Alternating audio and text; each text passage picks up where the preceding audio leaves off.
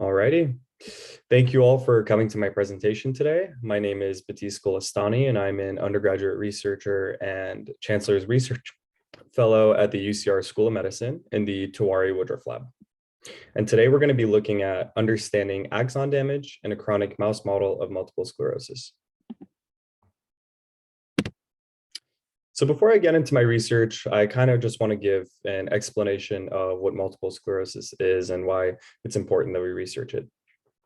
So multiple sclerosis, or MS, is essentially an autoimmune disease of the central nervous system, and that involves your brain and your spinal cord. And what it means is that your immune system begins to attack your own body. And specifically in MS, the autoimmune response is towards something called myelin, which is essentially a fatty sheath that protects neurons and also helps transmit signals faster between neurons. So what happens is that in MS patients, this myelin, or this fatty sheath surrounding the neuron, begins to break down. And that can lead to a lot of various ailments that we'll see in the next few slides. If we look at the image on the left side, we see a normal nerve with a very healthy fatty sheath surrounding the neuron. But on the right, in an MS, this would be what it would be in an MS patient, where we see the myelin breakdown. And again, this results in slower electrical impulses between neurons, so it's slower signaling. MS symptoms, because again, it's an autoimmune disease of the central nervous system, it can affect a lot of different parts of the brain. And this can lead to a variety of symptoms. So a large portion of MS patients experience numbness and tingling, headache, cognitive dysfunction, depression, fatigue, etc. But specifically in my research, I pay close attention to the vision problems in MS patients. And that's because a lot of patients with MS present clinically with visual deficits.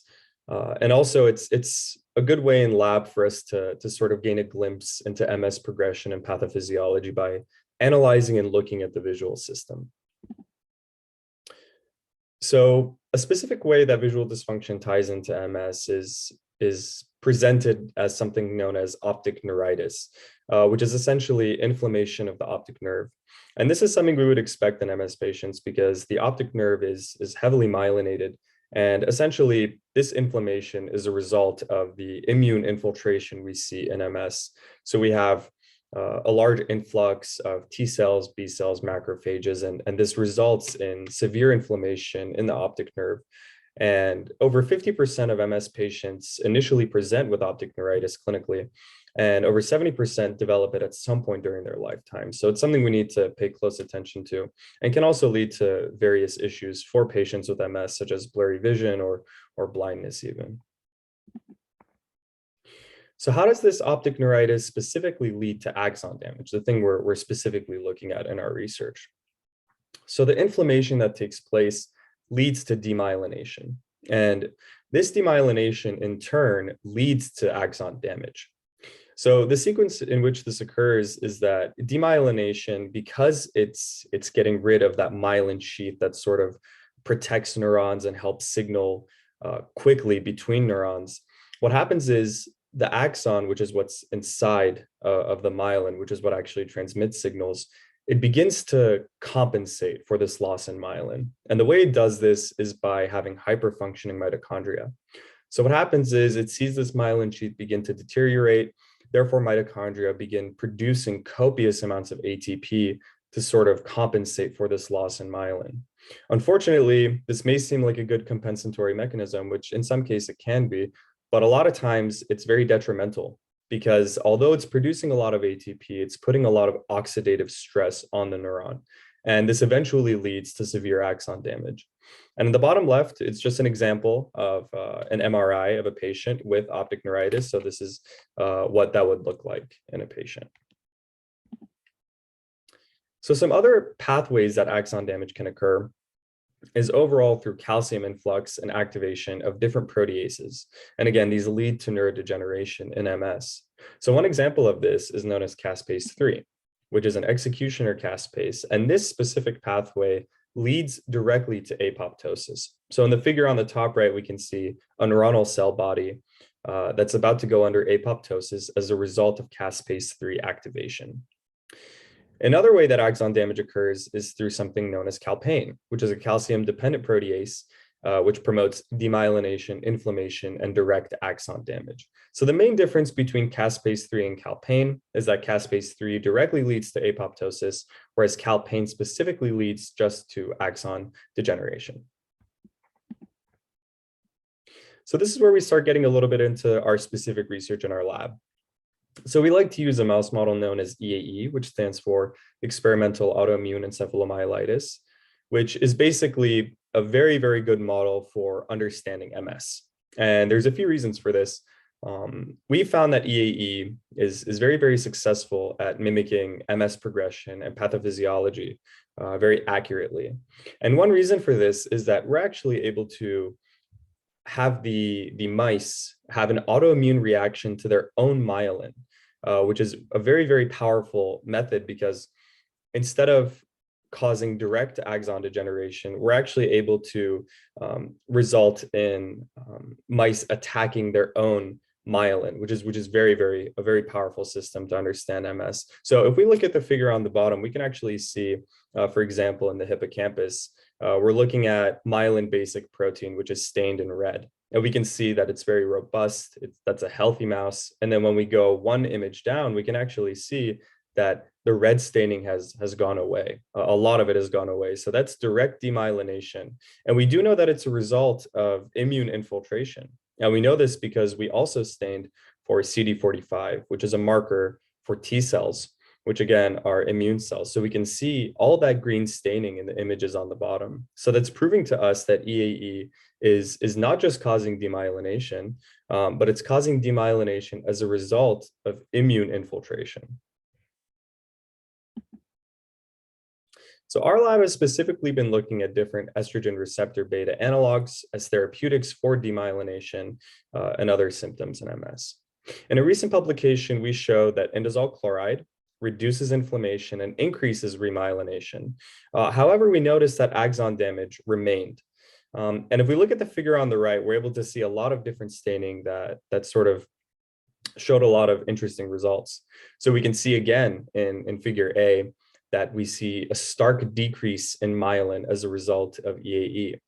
We can also see in figure B that we have an increase in CD45 staining, which is an increase in T cell infiltration. In figure C, we see an increase in astrocytes. And back to figure B, we actually see a decrease in PLP, which is a marker for something known as oligodendrocytes, which are essentially the cells that produce myelin, that make myelin. So again, with EAE, we essentially found that there was an increase in immune response, so infiltration of different immune cells, and also a decrease in myelin and a decrease in the cells that produce myelin. So this is proving to us that EAE is in fact causing disease. On all the bottom pictures, however, we see that when we treat with indazole chloride, we see remyelination taking place, we see a stop to the demyelination, and we also see a very strong decrease in our immune infiltration, which is very, very powerful and a good sign for the drug that we're working on. If we look at figure D, however, we see something interesting, and this is where we look at axon damage. So Thi1 staining looks specifically at axons. And if we look at normal mice, we see these sort of very clear green strokes of axons, which is representative of healthy axons. But when we go to when we move one image down, we can actually see that we no longer have these sort of straight marks or straight lines representing axons. We have these little glowing, what look like pellets. And this is called axon blebbing. And this is essential in being an indication for axon damage. And this is something that we expect to see as a result of MS. And we notice that our drug actually isn't able to combat axon damage. So moving forward, we actually tried to conduct a study where we can look at EAE longitudinally to try and understand when this axon damage takes place and how we can address it. So this is our experimental setup. we had 10 to 12-week-old mice, which were genetically engineered for Thy1 or PLP, which both just mean that they're able to be stained for axons or oligodendrocytes. And essentially, we track them over a period of time after inducing them with this EAE. Over time, we gave them clinical scores, which basically correlated with how sick they were over the period of time which we were giving them EAE. And if we look at part B, we can actually see that we're mainly focusing on 3 different time points, and that's onset, peak, and chronic illness. And I want to go over a few of the modalities that we use to sort of track MS progression and pathophysiology. We're able to use what are called ERGs and VEPs, which stand for electroretinograms and visually evoked potentials. And essentially, they're just a way of functionally seeing the visual system and how strong its action potentials are in a live mouse. So it's an in vivo method. Next, we look at OCT, which stands for optical coherence tomography, which is able to show us retinal thinning and thickening as a result of EAE and any medication we give the mouse. So it's almost like an ultrasound of the retina. And what's special about these 2 specific ways we were able to measure the deficits in our mice is that they're both very translationally relevant. Both ERGs and VEPs, as well as OCTs, are used in humans as well. So this is very translationally relevant. We also used IHC, which stands for immunohistochemistry, which essentially is what allowed us to get the beautiful staining that we saw in the previous pictures. So I'm going to go over some of our unpublished data that we received from this study. So again, in figure A, we can see that EAE results in a strong decrease in myelin over time, which is expected. Figure B, we're tracking, or we're using the marker CC1, which is actually a marker for oligodendrocytes. And again, we can see a severe decrease in oligodendrocytes. So we see a decrease in myelin as well as the cells that produce myelin as a result of EAE. Now, this image shows something very, very special, and that's that in figure A, actually, we can see a very strong increase in our immune response. So we're tracking IBA1 and GFAP, which stand for microglia and astrocytes, and essentially, we're seeing that there's a very strong immune response that we see in EAE. But let me bring your attention to figure B, where we can see something very special. And this is very, this points to something very important in the timeline for axon degeneration in MS. So again, we're looking at Thy1, where we're looking at staining for axons. And we can see in normal mice, it's very beautiful. It's very clean, sort of line-like strokes showing healthy axons. Day 15, it still looks quite healthy. And then at day 26, we see severe axon blebbing. We see, again, these glowing pellets that are very indicative of axon damage. So this gives us a glimpse into the timeline of axon damage in a very powerful way. We know now that sometime between day 15 and day 26, there's something happening that results in that axon damage. So that's something we want to take a look at very closely.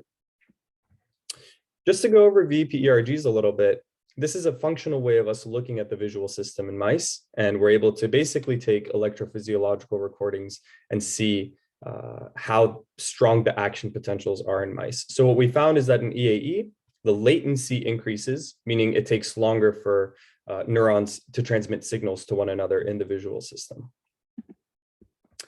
Just to summarize some of the most important findings of this study is that we now know that demyelination and inflammation in EAE starts at around day 15, and that axon damage specifically begins between day 15 and 26. So this time point can be used for therapeutic intervention moving forward. Some future projects that can take place are using combination therapies with calpain or caspase inhibitors along with indazole chloride analogs. If we're able to use this, we can actually potentially address all 3 aspects of MS, which are our inflammation, our axon damage, as well as demyelination.